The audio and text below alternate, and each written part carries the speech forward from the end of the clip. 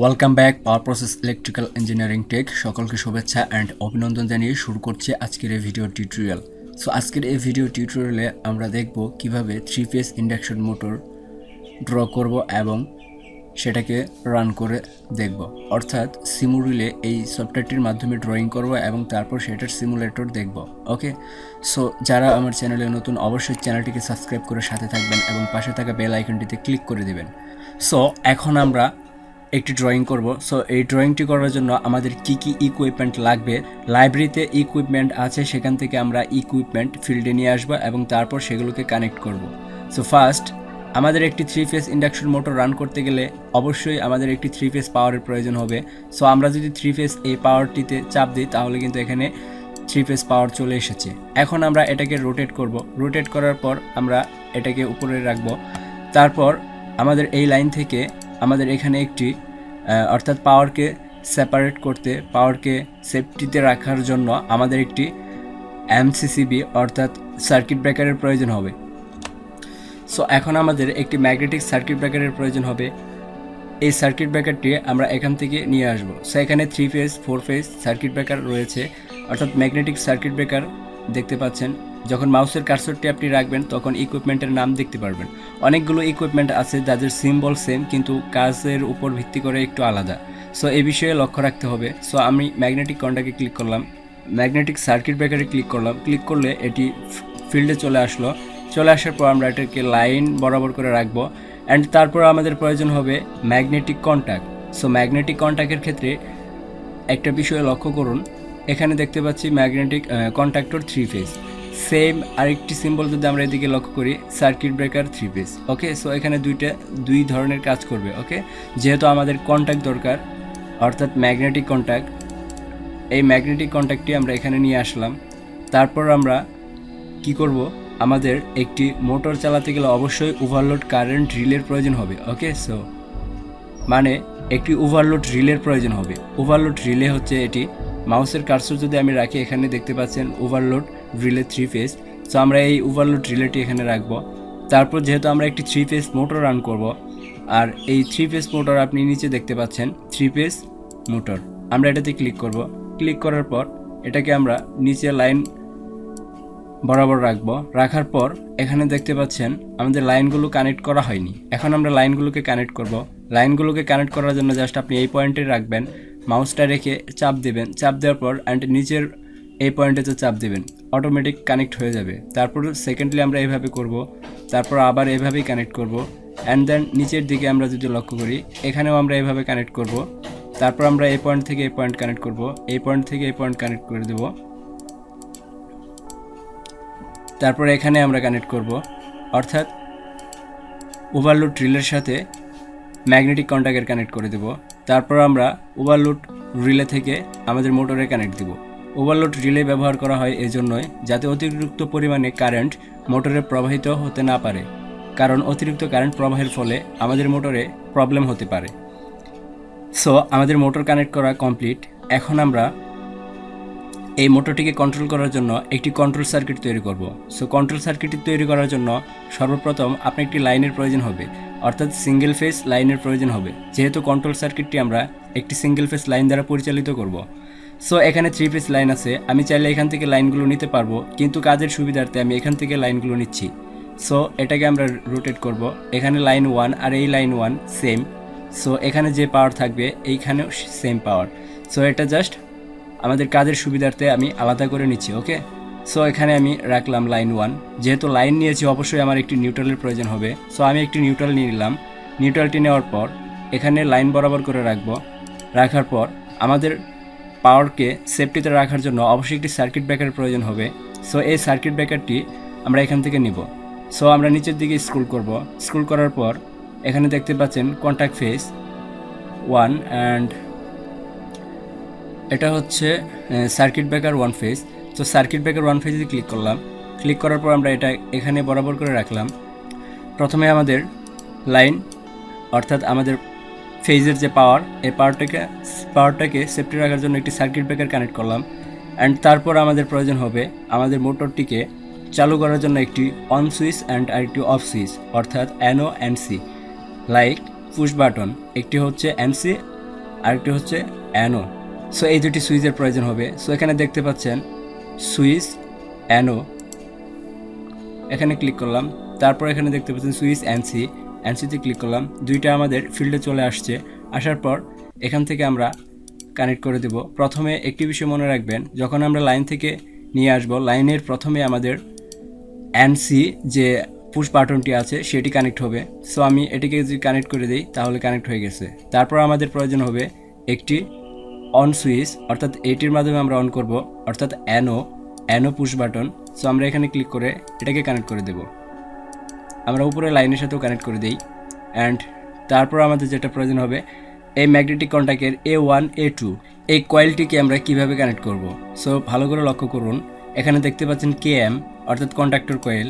তার মানে আমরা বুঝতে পারছি এই কয়েলটি এই কন্ট্যাক্টরের ভিতরে থাকবে, অর্থাৎ এখান থেকে আমরা A1 অ্যান্ড A2 দুটি লাইন পাবো। সো আমরা এটা আমাদের কাজের সুবিধার্থে আমরা এখানে ড্র্যাগ অ্যান্ড ড্রপ করে নিয়ে আসলাম। তারপর আমরা A1 এভাবে কানেক্ট করে দেবো, A2 এভাবে কানেক্ট করে দেবো। ওকে, সো আমাদের কানেক্ট হয়ে গেছে। এখন আমাদের একটি ফাংশনালি কাজ করতে হবে। সেই কাজটি হচ্ছে আমাদের ম্যাগনেটিক কন্ট্যাক্টের NOর ভিতর দিয়ে আমাদের একটি কানেক্ট করতে হবে, অর্থাৎ ল্যাচিং কানেক্টেড। এই ল্যাচিং কানেকশন কিভাবে করব? ল্যাচিং কানেকশন করার জন্য অবশ্যই আমাদের এই কন্ট্যাক্টরের একটি NO লাগবে। NO আমি এখান থেকে নিয়ে নিব। এখানে দেখতে পাচ্ছেন কন্ট্যাক্ট NO, অর্থাৎ এই লাইনটি যদি আমরা এখান থেকে নেই, এটা হচ্ছে এই কন্ট্যাক্টের NO। এই NO পজিশনের অপশনটি আমরা এখানে জাস্ট নিয়ে আসব। এই সিম্বলটা এখানে আনার পর আমরা জাস্ট এখানে কানেক্ট করে দেব। আমাদের কানেক্ট কমপ্লিট। এখন চাইলে আমরা আমাদের এই মোটরটিকে কন্ট্রোল করার জন্য আমাদের এই কন্ট্রোল সার্কিটটিকে ব্যবহার করতে পারবো। সো এখানে আমার সেটিং করতে হবে। সেটিং করার জন্য, অর্থাৎ এখানে যেমন বলেছিলাম এই কন্ট্যাক্টটি এটার আন্ডারে, এই কন্ট্যাক্টটি এটার আন্ডারে, অ্যান্ড এই কয়েলটিতেও এই কন্ট্যাক্টরের আন্ডারে। সো এটা আমাকে সেট করতে হবে। সেট করার জন্য আমরা প্রথমে আমাদের ম্যাগনেটিক কন্ট্যাক্টে ক্লিক করব। ক্লিক করার পর আমরা যে পয়েন্টটিকে কানেক্ট করব, যেমন এটা হচ্ছে এই কয়েলের আন্ডারে। সো আমরা এটাকে ক্লিক করলাম, ভ্যালুসে ক্লিক করব। ভ্যালুসে ক্লিক করার পর আপনি দেখতে পাচ্ছেন ট্যাগে ক্লিক করব। ট্যাগে ক্লিক করার পর আমরা জাস্ট এই নামের সাথে মিল করে এটার সাথে মিল করে দেব, অর্থাৎ এখানে KM1 -KM1, এখানে দেখতে পাচ্ছেন KM 1 টাইম নিতে থাকবে। সো তার মানে এখন বুঝতে পারলাম এই ডিভাইস আর এই ডিভাইসটা সেমভাবে আমাদের এখানেও করতে হবে। এখানে দেখতে পাচ্ছেন KM1, আমরা যদি এখানে দেখতে পাচ্ছি KM1 সেম। যদি আমরা একাধিক পরিমাণে KM, অর্থাৎ একাধিক পরিমাণে কন্ডাক্টর ব্যবহার করি, তাহলে KM2 KM3 এরকম হবে। সো এভাবে কিভাবে করবেন, এই যে একাধিক পরিমাণে যখন কন্ট্যাক্ট ব্যবহার করব, এর পরবর্তী ভিডিওতে দেখতে পারবেন। যখন আমরা একটি 3 phase motor, star delta motor পরিচালনা করব, তখন আপনি এগুলো ক্লিয়ারলি বুঝতে পারবেন। সো এখন আমাদের কন্ট্যাক্ট একদম এখন আমাদের ড্রয়িং কমপ্লিট। সো এখন চাইলে আমরা আমাদের ড্রয়িংকে রান করতে পারবো, অর্থাৎ এটার একটা সিমুলেটর দেখতে পারবো। এখানে যেভাবে কানেক্ট করেছি সেমভাবে আমাদের ফিজিক্যালি কানেক্ট করতে হবে। সো এখন যদি আমি প্লেতে ক্লিক করি, প্লেতে ক্লিক করার পর দেখতে পাচ্ছেন এখানে পাওয়ার চলে আসছে। সো যেহেতু পাওয়ার চলে আসার পর অবশ্যই আমাদের ম্যাগনেটিক সার্কিট ব্রেকার, অর্থাৎ সার্কিট ব্রেকার আমাদের চালু করতে হবে। এখানেও আমাদের সার্কিট ব্রেকারটি চালু করে দিলাম। এখন দেখতে পাচ্ছেন আমাদের মোটর রান হওয়ার জন্য প্রস্তুত। সো এখন আমি যদি এখানে অন সুইচে ক্লিক করি, তাহলে মোটরটি দেখতে পাচ্ছেন রান হয়েছে, অর্থাৎ এখানে হলুদ ইন্ডিকেট এবং কি ঘূর্ণয়ন দিক দেখাচ্ছে। ওকে, সো এখন চাইলে আমি এটিকে অফ করে দেব। এখন অফ করতে চাইলে জাস্ট অফে ক্লিক করে দিলাম।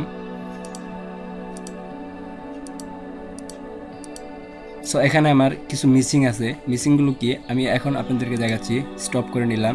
স্টপ করার পর এখানে এই ল্যাচিংটা এখানে হবে না, কারণ এই ল্যাচিংটা এইখানে হবে। সো এখন যদি আমি ল্যাচিংটা এখানে কানেক্ট করে দিই, তাহলে আমাদের কাজ কমপ্লিট। এখন আবার প্লেতে ক্লিক করলাম। প্লেতে ক্লিক করার পর আমাদের ম্যাগনেটিক সার্কিট ব্রেকার চালু করলাম। আমাদের এই নর্মাল এই সার্কিট ব্রেকারটিকেও চালু করে দিলাম। চালু করার পর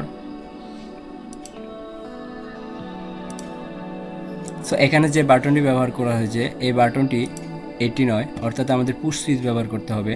সো এখানে যদি আমি পুশ বাটন অন এটাকে ব্যবহার করি, and push button off and see এই দুটি সুইচ, অর্থাৎ আমি আগেই বলেছিলাম সিম্বলগুলো সেম বাট কাজের ধরনগুলো আলাদা। সো আমি তাই এগুলোকে ইচ্ছে করেই এমন করে নিলাম যাতে আপনাদের প্রবলেমগুলো সমস্যাগুলো সলভ হয়। সো আপনাদের প্রবলেম সলভ করার জন্য মূলত আমাকে এভাবে তৈরি করা। সো এখন বুঝতে পারলাম তাহলে আমাদের এখানে সিম্বলগুলো শুধু দেখলেই হবে না, সিম্বলগুলোর কাজ কোনটা কি তা আমাদের বুঝতে হবে। অর্থাৎ লাইব্রেরির ইকুইপমেন্টগুলো সিমিলার থাকার কারণে আমরা অনেক সময় অনেক রকমের ড্রয়িং করি এবং সেগুলো সাকসেসফুলি রান করতে পারি না এবং সেগুলো কাজ করে না। সো এখন আমি যদি এগুলোকে কানেক্ট করে দেই, এটা হচ্ছে অফ সুইচ। আমি আগেই বলেছিলাম অফ সুইচটি অবশ্যই আপনাকে প্রথমে ব্যবহার করতে হবে। সো আমি এটাকে ডিলিট করে দিলাম। তো এখন আমি এটিকে কানেক্ট করব, কানেক্ট করার পর তারপর এটাকে কানেক্ট করে দেব।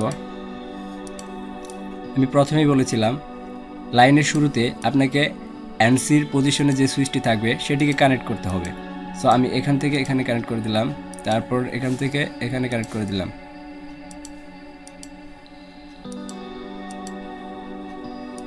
ওকে, সো আমাদের কানেক্ট রেডি। এখন যদি আমরা প্লেতে ক্লিক করি, তারপর সার্কিট ব্রেকারটি চালু করি, আবারও সার্কিট ব্রেকারটি চালু করে দিলাম কন্ট্রোল সার্কিটের জন্য।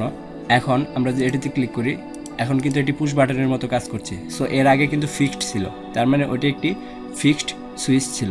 সো এখন আমরা এটাকে স্টার্ট করব। স্টার্ট করলে দেখতে পাচ্ছেন এটি কিন্তু চালু হয়ে গেছে।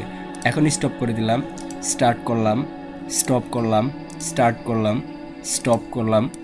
সো এটাই হচ্ছে মূলত আমাদের 3 ফেজ ইন্ডাকশন মোটর পরিচালনা করার জন্য ক্লাসিক যে কন্ট্রোল সার্কিট এটি।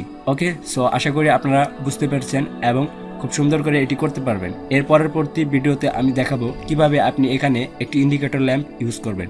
ইন্ডিকেটর ল্যাম্প কেন ইউজ করবেন? কারণ আমরা যখন মোটরটিকে রান করব, এই মোটরটি থাকতে পারে হয়তো কোনো কিছুর ভিতরে, অর্থাৎ যেটা আমরা বাইরে থেকে দেখতে পারবো না। সো আমাদের শুধু ইন্ডিকেটর ল্যাম্পের মাধ্যমেই বুঝতে হবে এই মোটরটি রান আছে অথবা এই মোটরটি স্টপ আছে। ওকে, সো ধন্যবাদ। পরবর্তী ভিডিও দেখার আমন্ত্রণ জানিয়ে এখানে শেষ করছি।